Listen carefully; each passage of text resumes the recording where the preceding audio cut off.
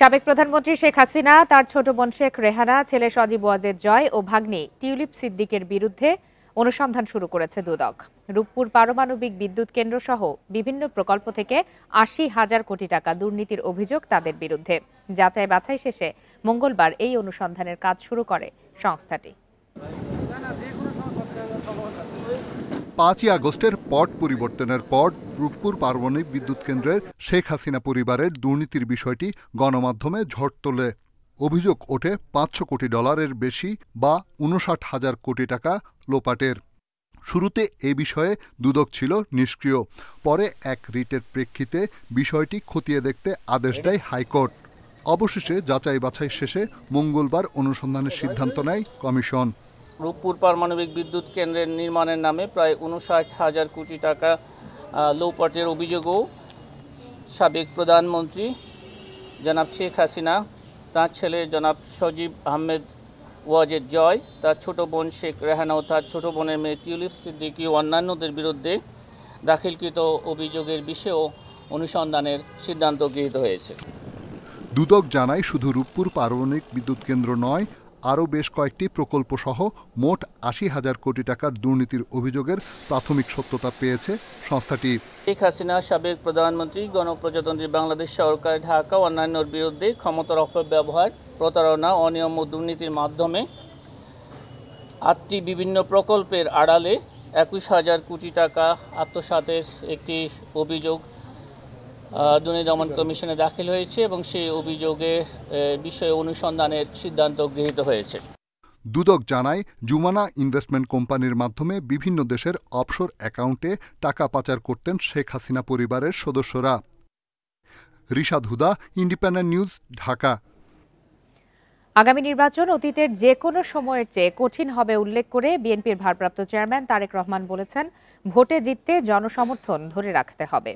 মঙ্গলবার বিকালে জেলা ভিত্তিক প্রশিক্ষণ কর্মশালায় লন্ডন থেকে ভার্চুয়ালি যোগ দিয়ে তিনি একথা বলেন। ৩১ দফা রাষ্ট্র সংস্কার নিয়ে বিভাগীয় কর্মশালা শেষে এবার জেলা পর্যায়ের কর্মশালা শুরু করেছে বিএনপির প্রশিক্ষণ বিষয়ক কমিটি। মঙ্গলবার একসঙ্গে ঢাকা, গাজীপুর ও নারায়ণগঞ্জ জেলার নেতাকর্মীদের জন্য কর্মশালার আয়োজন করা হয়। দিনব্যাপী কর্মশালায় বিকেলে লন্ডন থেকে যুক্ত হন বিএনপির ভারপ্রাপ্ত চেয়ারম্যান তারেক রহমান। তিনি বলেন, ৫ আগস্টের পর থেকে দেশের স্বাধীনতা, সার্বভৌমত্ব নিয়ে চক্রান্ত শুরু হয়েছে। বিএনপির বিরুদ্ধেও ষড়যন্ত্র চলছে। ষড়যন্ত্রের অংশ হিসাবে আমাদের ভিতরে অনেক এজেন্ট ঢুকিয়ে দিয়েছে। এইগুলা ব্যাপারেও আমাদেরকে অ্যালার্ট থাকতে হবে সহকর্মীবৃন্দ।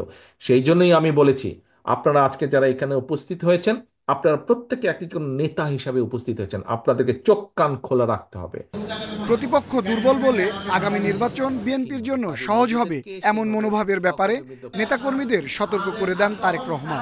এই নির্বাচন অতীতের যে কোনো নির্বাচনের থেকে অনেক অনেক অনেক কঠিন হবে, অনেক কঠিন হবে। কাজে নিজেদেরকে সেইভাবে সহকর্মীবৃন্দ প্রস্তুত করুন, নিজেদেরকে সেভাবে প্রস্তুত করুন যে আগামীর যে কঠিন নির্বাচন সেটি জনগণের সমর্থন নেই, সেই নির্বাচনের পুল ছাড়া যাতে আমরা পার হতে পারি। দলের ৩১ দফা রাষ্ট্র সংস্কার প্রস্তাবনা সারা দেশে ছড়িয়ে দেওয়ার জন্য নেতাকর্মীদের প্রতি আহ্বান জানান বিএনপির ভারপ্রাপ্ত চেয়ারম্যান। আগামীর যে কঠিন নির্বাচন। আনোয়ার সাদাত নূর, ইন্ডিপেন্ডেন্ট নিউজ, ঢাকা। নির্বাচনকালীন তত্ত্বাবধায়ক সরকার ব্যবস্থা বাতিল করা সংবিধানের আলোচিত সেই বিধানকে অবৈধ ঘোষণা করেছে হাইকোর্ট। আওয়ামী লীগ সরকারের বাতিল করা গণভোট পদ্ধতিও ফিরিয়ে আনা হয়েছে এই রায়ে। এছাড়া আরও বেশ কিছু বিষয় বাতিল করে সংবিধানের ৫ম সংশোধনী আংশিক অবৈধ ঘোষণা করে রায় দিয়েছে আদালত। মঙ্গলবার এই রায় দেয়া হয়।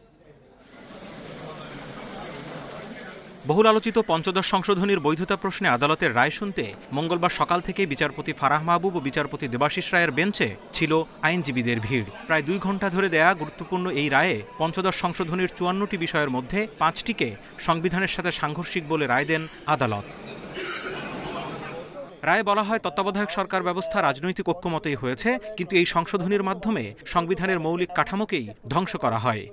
তত্ত্বাবধায়ক সরকার ব্যবস্থা বাতিলকে শুধু অবৈধই নয়, মাননীয় আদালত বললেন যে তত্ত্বাবধায়ক ব্যবস্থা বাংলাদেশ সংবিধানের মূল কাঠামোরও একটা অংশ। গণতন্ত্র হলো আমাদের সংবিধানের মৌলিক কাঠামো, আর কেয়ারটেকার গভর্নমেন্ট বলছেন সংবিধানের মৌলিক কাঠামোতে রূপান্তরিত হয়েছে। কেন? কারণ কেয়ারটেকার গভর্নমেন্ট ছাড়া ফ্রি, ফেয়ার, ইম্পার্শিয়াল ইলেকশন করা যায় না। এছাড়া গণভোট ব্যবস্থা বাতিল করাকেও অসাংবিধানিক বলে পুনর্বহাল করা হলো গণভোট। বাতিল করা হয়েছে সংবিধানের 7 ক, 7 খ উপ অনুচ্ছেদ দুটি। এর মাধ্যমে সংবিধানের বিভিন্ন ধারাকে অসংশোধনযোগ্য করা এবং সংবিধান বহির্ভূত উপায়ে ক্ষমতা গ্রহণের সর্বোচ্চ শাস্তির বিধান করেছিল। এছাড়া বাতিল করা হয় 44-এর 2 অনুচ্ছেদও। যেখানে জনগণ হচ্ছে সমস্ত ক্ষমতার মালিক, সেই জনগণকে অবজ্ঞা করে 15 অ্যামেন্ডমেন্ট করেছেন, আদালত জাজমেন্ট দিয়েছেন এবং জনগণ তাতে খুশি, আমরাও খুশি। রায়ে আদালত মন্তব্য করেন, তত্ত্বাবধায়ক সরকার ছাড়া গত 3 নির্বাচনের মাধ্যমে দেশের জনগণের আত্মবিশ্বাসকে নষ্ট করে দেওয়া হয়। আজকে বাংলাদেশে গণতন্ত্র নির্বাসিত, বাংলাদেশে মানুষ হত্যা হয়েছে, বাংলাদেশে খুন হয়েছে, বাংলাদেশে মানবতা বিরোধী অপরাধ হয়েছে, গুম হয়েছে, মৃত মানুষের বিরুদ্ধেও মামলা হয়েছে। জাতির পিতার ছবি সংরক্ষণ সহ সংশোধনীর আরও অনেকগুলো বিষয়ে এই রায়ে কোনো সিদ্ধান্ত না দিয়ে পরবর্তী নির্বাচিত সংসদ এ বিষয়ে সিদ্ধান্ত নেবে বলে জানায় আদালত। Zahidul Bashar, independent news, Dhaka. আওয়ামী লীগের সাধারণ সম্পাদক ওবায়দুল কাদের কিভাবে দেশ ছাড়লেন 15 দিনের মধ্যে পুলিশকে ব্যাখ্যা দিতে বলেছে আন্তর্জাতিক অপরাধ ট্রাইব্যুনাল। তবে ওবায়দুল কাদেরের দেশে থাকার কথা সরকার জানত না বলে জানান অন্তর্বর্তীকালীন সরকারের স্বরাষ্ট্র উপদেষ্টা জাহাঙ্গীর আলম চৌধুরী। কোথায় পালাবো? পালাবো না, প্রয়োজনে ফখরুল সাহেবের বাসায় গিয়ে উঠবো। গত বছরের জানুয়ারি মাসে এভাবেই এক সমাবেশে বলেছিলেন আওয়ামী লীগের সাধারণ সম্পাদক ওবায়দুল কাদের। ওই বাড়িতে গিয়ে উঠবো। যদিও 5 আগস্ট সরকার পতনের পর থেকেই পলাতক তিনি। তার নামে হয়েছে হত্যা মামলা সহ কয়েক ডজন মামলা, রয়েছে গ্রেপ্তারি পরোয়ানাও। ওবায়দুল কাদের কোথায়, এ ব্যাপারে জাতীয় একটি পত্রিকায় খবর বের হয় মঙ্গলবার। তার সূত্র ধরে প্রশ্ন ওঠে আন্তর্জাতিক অপরাধ ট্রাইব্যুনালে। প্রসিকিউশনের দাবি, আওয়ামী সরকার পদত্যাগের পরও অনেকদিন দেশে ছিলেন তিনি।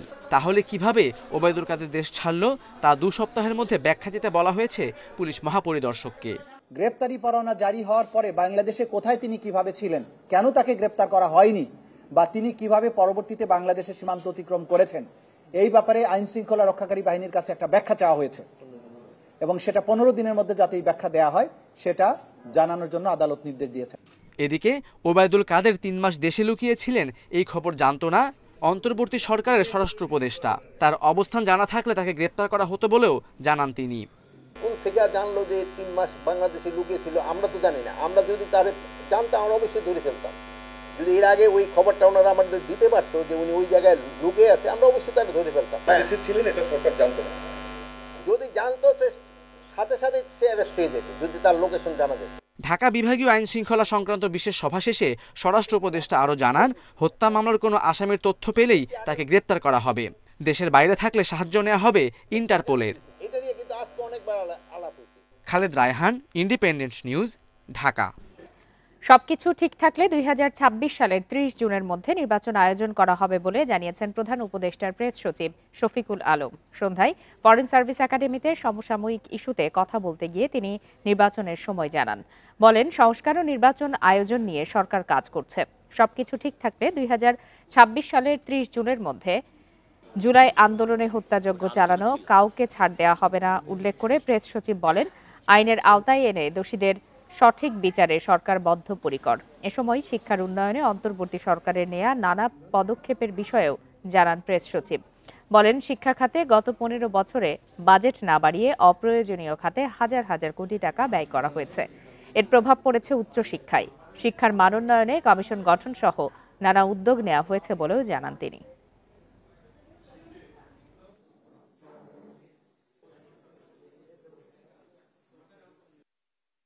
খুব স্পষ্ট রোডম্যাপ দেওয়া হয়েছে, ঠিক না? যদি মানে কম রিফর্ম হয় সেক্ষেত্রে মানে আপনি দেখেছেন যে ডিসেম্বরের মধ্যে হতে পারে। উনি একটা আলোকপাত করেছেন। আপনি এক্সপেক্ট করতে পারেন যে ইলেকশন হচ্ছে 2026-এর জুনের 30 তারিখের মধ্যে। জাতীয় নির্বাচনের জন্য পুরোপুরি প্রস্তুত রয়েছেন বলে জানিয়েছেন প্রধান নির্বাচন কমিশনার AKM নাসির উদ্দিন। বলেন, প্রধান উপদেষ্টার ঘোষণা অনুযায়ী নির্বাচন করতে ইসি প্রস্তুত। জাতীয় সংসদ নির্বাচনের আগে স্থানীয় সরকার নির্বাচনের কথা চিন্তা করছেন না বলেও জানান সিইসি। নির্বাচন ভবনে নিজ কার্যালয়ে সাংবাদিকদের সঙ্গে আলাপকালে তিনি কথা বলেন। আমরা সেই অর্জনকে আমাদের দোষে। সোমবার মহান বিজয় দিবসে জাতির উদ্দেশ্যে ভাষণে প্রধান উপদেষ্টা আগামী জাতীয় সংসদ নির্বাচনের সম্ভাব্য সময় সম্পর্কে ধারণা দেন।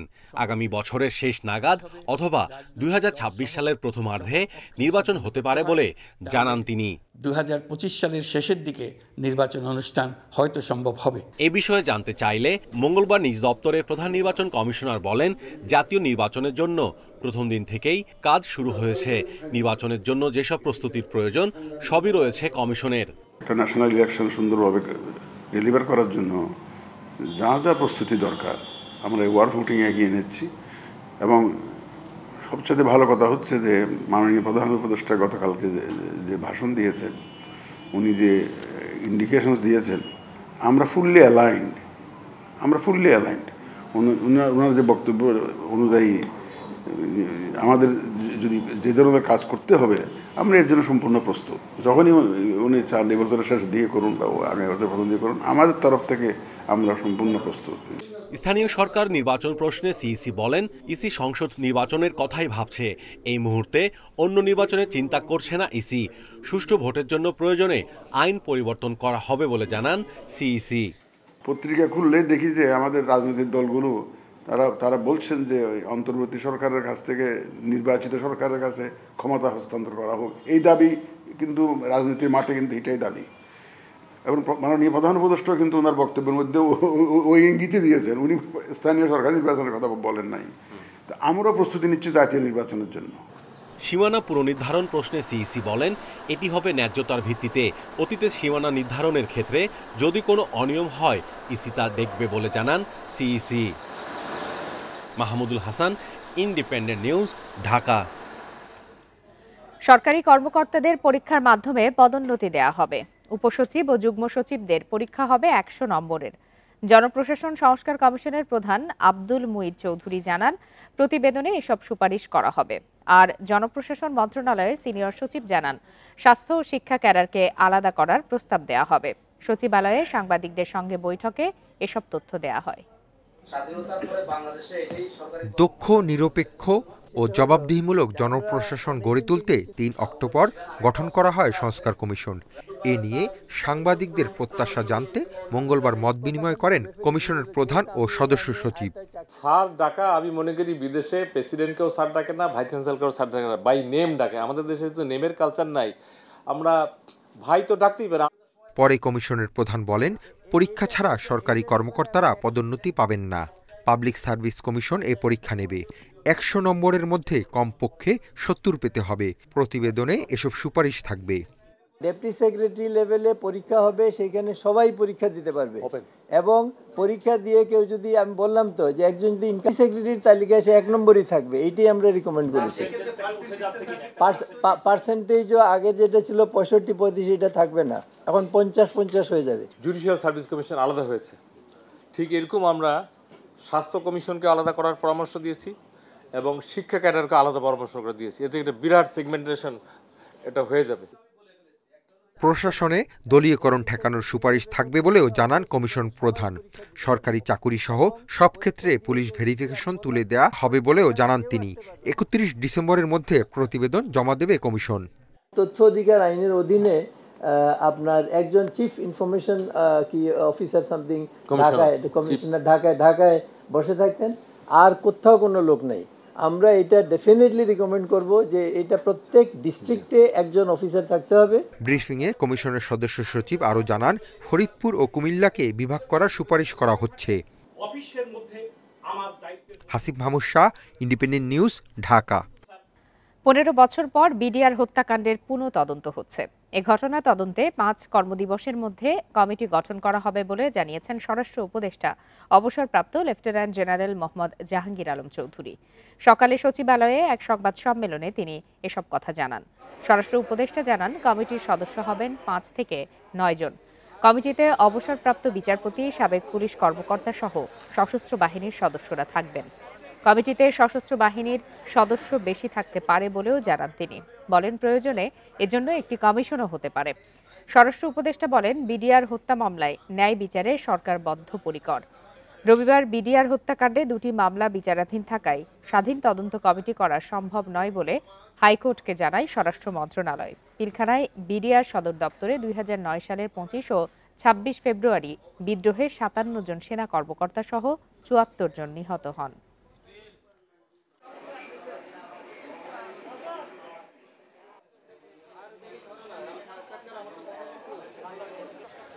বিডিআর হত্যাকাণ্ডে ন্যায় বিচার নিশ্চিতকরণের জন্য আগামী 5 কার্য দিবসের মধ্যেই একটি তদন্ত কমিটি গঠন করা হবে।